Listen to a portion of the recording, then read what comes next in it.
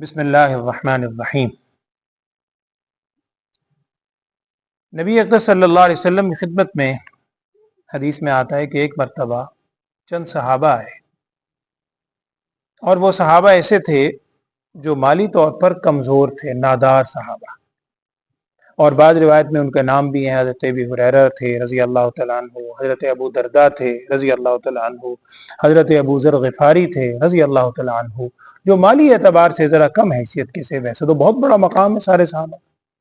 ये आए रसूल सल्लल्लाहु अलैहि वसल्लम की खिदमत में और आकर ना इन्होंने एक बड़ा अजीब सवाल किया। अजीब इसलिए कि हमारे जहनों में गुर्बत और इमारत में सवाल किसी और नौइयत का आता है।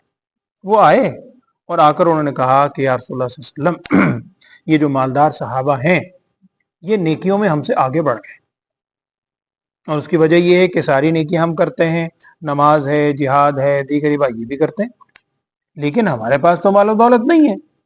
ये मालो दौलत वाले हैं, ये अल्लाह के रास्ते में सदका खैरात भी करते हैं, जिहाद में खर्च भी करते हैं, गुलामों को आज़ाद भी करवाते हैं, तो जाहिर बात है ये उस नेकी में हमसे बहुत आगे बढ़ गए, हम तो कर नहीं सकते। तो अब आप एक तो पहली गौर करने की चीज ये, यहाँ सहाबा ने ये नहीं कहा कि उनके पास मालो दौलत है, आप दुआ करें हमें भी अल्लाह अमीर बना दे, जो आजकल हमारी सोच है।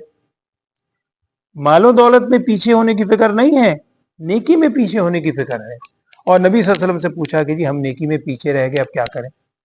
तो उस हदीस का मफहूम है कि रसूल सल्लल्लाहु अलैहि वसल्लम ने इरशाद फरमाया कि मैं तुम्हें एक अमल बताता हूं, और फिर अमल आप सल्लल्लाहु अलैहि वसल्लम ने वो इरशाद फरमाया कि तुम ऐसा किया करो, हर नमाज के बाद 33 मरतबा सुबहान अल्लाह, 33 मरतबा अल्हम्दुलिल्लाह, और उस हदीस में यही है कि 33 मरतबा अल्लाह अकबर, यानी सुबहान अल्लाह तस्बीह जिसे कहते हैं, अल्हम्दुलिल्लाह जिसको तहमीद कहा जाता है, कि 33 मरतबा तस्बीह, 33 मरतबा तहमीद और 33 मरतबा तकबीर अल्लाह अकबर, ये पढ़ लिया करो।